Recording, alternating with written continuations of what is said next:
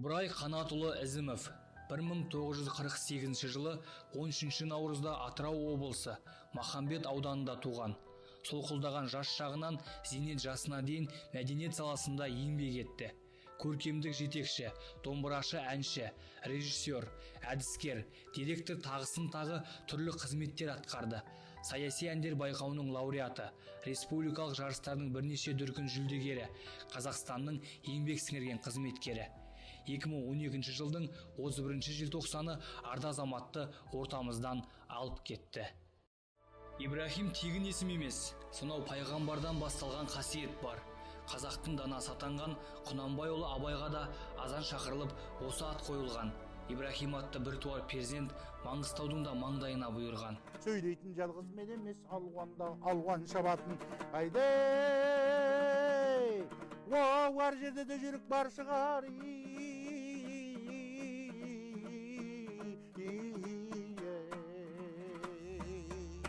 Шіркін бұл Ыбырай Ізімов қой. Өнер әлемінің ән ғаламшарына орнықты тұрақтаған жан.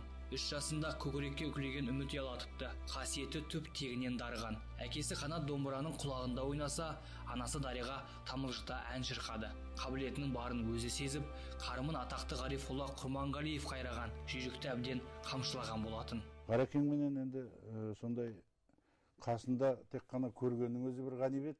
Мен сол бірге қолтықтасып бірге жүрдік шалмен. Бала кезімізде дауысын естимізде көруге бір арманды адам еді. Қолына түскенімізге дейтін тіпті енді төбеміз көкке жетті. Bir көп адамдарға осыда оқып жүргенде қарамайтын да едік кезінде. Себебі Ғарекеңде оқып жүрміз деген. Яғни 1973 жылы Алматы эстрадалық өнер студиясына түсіп, 1975-те жаңадан ашылған Маңғыстау филармониясына тіс қаққан маман ретінде жұмысқа орналасады. Осы жылы Самал тобы құрылды. Өміршең ән Шевченко шаттығы да сол кезде туған болатын. Өтеген Оралбаев сөзінің, ал әннің авторы Мұхиддин Ғаббасов. Әрине,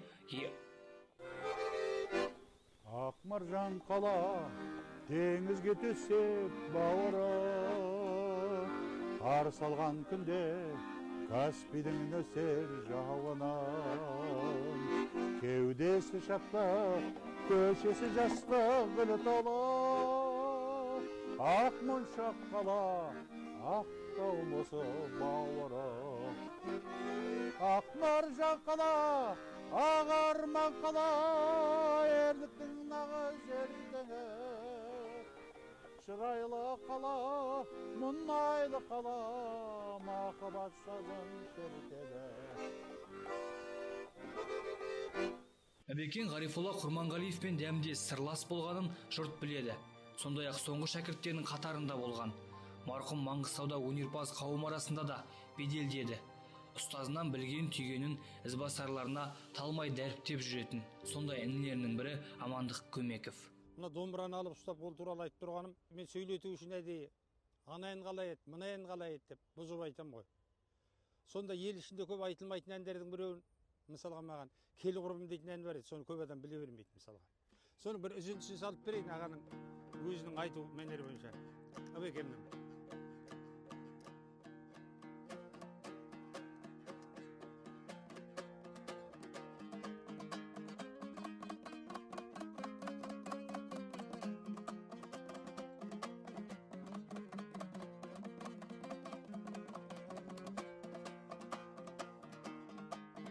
Кен байтақ өңірде дәл сөіп тың жерге бөлейіп гүлдерге кел құрбым кел бізге кел құрбым кел бізге жараңдай тарастың кенінде донбастың елімде жерімде елшілес өзіңе кел құрбым кел бізге кел құрбым кел бізге деген сияқты көптеген әндерді пай-пай деп кәдімгі қостап отырған дарағандай талай осы бір машинаның ішінде отырып кәдімгі бірігіп салған әндеріміз бар еді. Ол кездегі жаңағы таспаға түсіп қалған әндер құдайға шүкір әлде де менде сақтаулы, кейде сағынып отырып еске аламын. Алғаш мұнайлы өлкеде Ресейдің танымал әншілері Юрий Крюков, Валерий Маликовпен бірлесе эстрадалық концерт ұйымдастырылғанына тарих парақтарын сабақтағанда куә боламыз. атасы жақсы қандайдай, асқарда биік таудайдай, анасы жақсы қандайдай, арайлап атқан таңдайды, ағасы жақсы қандайдай, асылсаң биік жалғайдай. Інісі жақсы қандайдай, дұшпанын көзін салмайдау, әйелі жақсы қандайдау, жарқыранған шамдайды, баласы жақсы қандайдай, көңілдау арман қалмайды. Келін жақсы қандайдай, тындырып жайдау жайғайдай. Иә, Ыбырай аға жалғыз қазақ елі емес, өзге мемлекеттерде де гастрольдік сапармен жалпақ жұрттың ризашылығын алған кісі. 200-дің үстінде ән орындады. Соның басым бөлігі терме, дәстүрлі халық әуендері. Сондықтан өнерге кіршіксіз таза, көрерменге адал. Осы тұрғыдан алған пікірі де бар. Қазір өнерде бәленше бар-ау деп іздемейді. Барлардың алдын басы озып кететіндер бар. Жаңағы себебі мынау техника, электроника дегендердің күшейген уақыттарында мынадай тікелей ауызбен беретін әндердің бәрі басылып қалып, жаңағы фонограммның астында қалып қойып жатыр да. Бірақ түбінде ойлаймын, бұлардың бәрі қалатын шығар. Мынау шынында да мына тірі музыканы әкелетін шығарымыз. Жұлдызды айқайлап айтып білдіру керек өздерінің дауысы жұлдыз екен. Оның сазгерлік ақындық қабілеттерін айтпасқа болмас. Ұлы Октябрьге 70 жыл толуына орай ұйымдастырылған айтыста да сынға түсті. Рауан тобының құрамында болды. Жаһандала халықаралық фестивалінде Қазылар алқасының мүшесі әрі кеңесшілік етті. Бертін келе әртістігін де көрдік.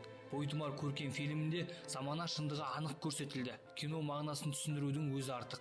Өйткені төл туынды. Жергілікті халық әбден қанық. Тоқ етері 8 қырлы бір сырлы адам. Бұл сөзімізді қуаттаушылар да бар. Олар әншіні өнерде өрісті, өмірде өрелі еді деп еске алады. Керемет сымбатты жігіт, сұлу жігіт, ой десе ойы бар, ой десе ойы бар, ән десе әні бар, дауысы десе дауысы бар. Ол халыққа керемет ұнады. Халықтың сүйікті, осындағы сүйікті бір азаматтардың бірі болды. Жақсы музыкант біріншіден. Екіншіден адамгершілігі өте жоғары. Шындықты жақсы көретін ол кісі. Тік айтады, ұнамаған адамға. Жақсы көретін адамды өзіне бауыр басып, іні қардас қылып сөйтетін ол кісі. Шығармашылықта шыңға шыққан Ыбекеңнің жар таңдауда жолы болды. Алматыда оқи жүріп болашақ қалыңдығын тойда кездестіреді. Шашы тірсегіне түскен сұлу бикеш жігіттің көңілін бұрып әкеткен. Ал әншіні көпшілік атақты Асанәлі Әшімов деп ойласа керек. Төрден орын беріп, сыйлап жатады. Бірақ ең қызығы қос ғашық жұптасып, шаңырақ көтерген соң болыпты. Бірде Мұхиден Ғаббасов Атырауға қоныс теуіп, жолдастарының басын қосады. Сондағы құрдастарының айтқаны: Ибрай, сен әлі Гулямен тұрып атсың ба дейді. Содан біле беріңіз махаббатымыздың берік екенін.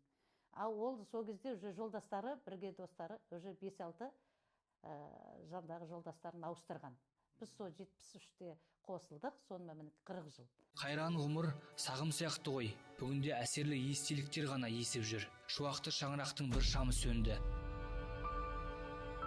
Ыбырайға ұнатқан қолаң шаш, тұтынған дүниелері бар болғанымен есі жоқ. Жыл сайын еске алып отырсын дегендей, жаңа жылға 2 сағат қалғанда арда азамат көз жұмды. Енді сүйген жары ақ тілек әнін жалғыз шырқамасқа амалы жоқ. Себебі өткенді өлтірмеу керек. Көктем қандай шырайлы, шұғылалы, мың құлпырып қызғалдақ қобалады. Бақытты жан екеуміз бар әлемге, ешкім бұлын білмейді-ау мұның сырын. Таң қаламын келбетіңе қараймын да, арыштағы сәулелерден жаралдың ба? Сүйем сені, сүйем сені, сүйем сені, оттай ыстық жүрегімен әр алдымда. Асыл жарым, аяулы ақ білегім, аяулаған арманым тәтті лебі. Әкесінің мінезі, анасының мейірімі дарыған отағасы бала шағасына да соны сіңірді. Ұл тәрбиелеп, қос қыз өсірді. Көбісі айтады ғой, жаңағы өнер жолында жүрген адамдар бәрі. То, что Ибрай Канатович өте қатал деп жаңағындай. Біреудің үйінде көреміз ғой, жаңағы ұрысып отырады, несіп отырады. Осы анамен бірге 40 жыл отасқанда бірде-бір айқай естіп көрген де жоқпыз. Ондай болған да жоқ. Ұлы халық айтады, әлгі уақыт адамды ұмыттырады деді. Жоқ. Уақыт ұмыттырмайды. Уақыт өткен сайын азаматымды, жаңағы жолдасымды 40 жыл сағынам. Мен деген осы әйелі басымен осы талай өмірді көріп жатырмын. Талай әйелдерді, талай үй семьясын естіп жатырмын. Сол жолдасымнан таяқ жедім. Қашып жүрген семьяларды көрдім, жолдасы енді қол көтереді, үйтеді деп. Мен деген әлі жүрегім қайырылып. Азаматымды сағынам. Маған қатты қол көтермек тұрмақ. 40 жылда бір даусын көтерген жоқ. Ер жігіттің басына нелер келіп, нелер кетпес. Нарық заманы парыққа дес бермес анық. Адам күнелту үшін емес, лайықты өмір сүру үшін жасайды. Яғни қиын кезеңдерден де мойымай өту қажет. Семья үшін балаларымды асырайын деп, бұл нефтяникте болдым. Мұнай газда да істеді Қаламқаста. Қаламқаста істеп электрик болды. Қысылғаннан қыз болдым деп өзі айтады. Электрик 4 разряд деп алып оқып оны. Бірақ сол салада істеп жүріп, өзінің мәдениет саласындағы өнерін ұмытқан жоқ. Бір мынандай қызық жағдай болды. Қаламқас кен орнында концерт қойға бардық. Концерт басталып кетті. Сол кезде алдында мұртын сақалын бәрін жаңағы креммен жауып бергенбіз. Ішке кіріп, бұлай бір айналып, ал енді мен Аяз атамын, осылай құтты болсын, жаңа жыл деп сөйтіп келе жатқанда, алдында бірінші ол кісіні танымаған. Анау айналып, бұлай кругты айналып келе жатқан кезде қолында таяқ мұрт түсіп қалған.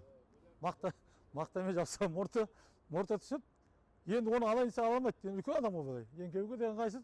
Ана адамдардың бәрі, "О, Ыбырай екен ғой" дейді. Алса, "Ыбырай, саламалейкум, Ыбеке, саламалейкум" деп шулап кетті жаңағы халық. Ол Аяз ата жөніне қалды, шын айтқанда. Ана кісілер тек "Ыбекемен болды", "Ыбеке, саламалейкум" деп Аяз атаның қолын алып жүгіріп келіп. Енді бір қолында таяқ, екінші қолында жаңағы мына қалтасы ғой, сыйлықтары. Ана таяғын қысып қояды да, әлик салам бәрімен амандап шыққан бар.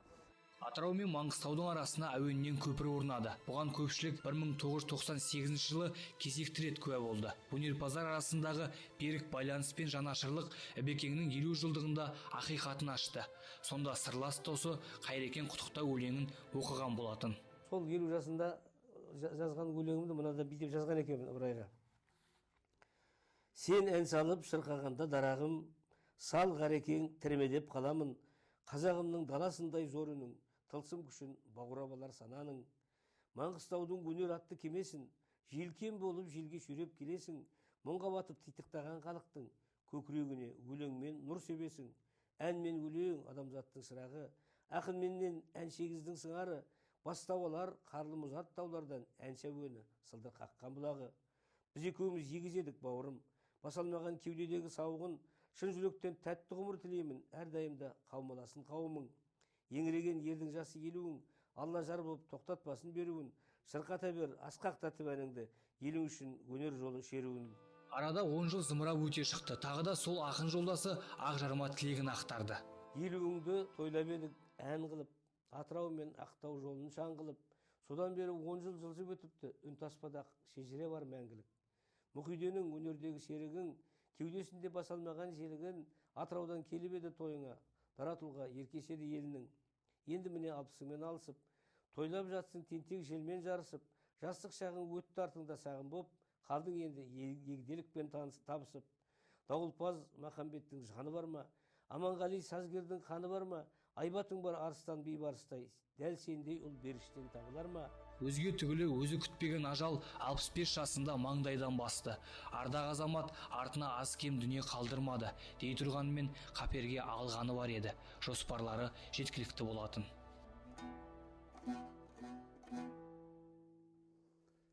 Енді жаңағы әкеміздің бір орындалмай кеткен арманы бар еді. Домбырасы өзінің жаңа кейінгі ұрпағына қалдырып, енді немерелеріне жаңағы үйретемін деп жаңағы сондай бір арманы болып еді. Өзіміз үйретеміз ба деп ойлап отыр. Мен өз басым ол кісі өмірден өткенде көп қиналысқа түстім, шын айтқанда. Бір қанатымыз сынғандай болды, бір үлкен ағамызды жоғалтып алдық мысалы. Тіпті халық артисі болатын адам, бұл театрда үлкен несі фантазиясы көп. Ішкі құбылысынан шығатын түрлі өнер жолындағы айтылмаған біраз әңгімелер әлде ішінде кетті ма деп ойлаймын. Маған үлкен проектілерді айтып жүрді. Мына қуыршақ театры жөнінде немесе жалпы эстрада жанрында. Енді өзінің ішінде де керемет армандары бар шығар, армандар кеткен шығар енді. Әлде де өнерін көрсетіп, халыққа қызмет ете беретін өзінің ойы, өзінің мүддесі болды ғой енді. Енді бірақ бұл Ыбырайдың бейнесі, оның жаңағы өнері біздің есімізде әркез сақталады. Оны біздер жақсы көрдік, керемет сыйластық.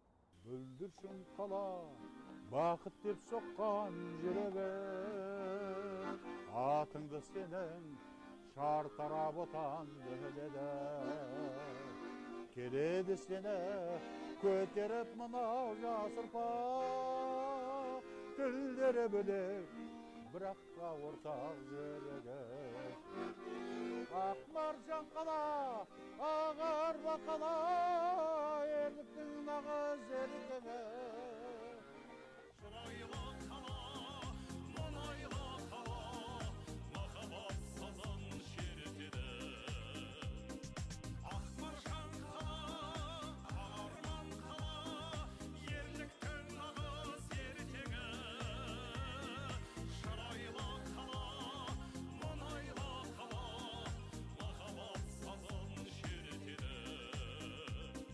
Шырайлы қала, мұнайлы қала, махаббат сазын шертеді.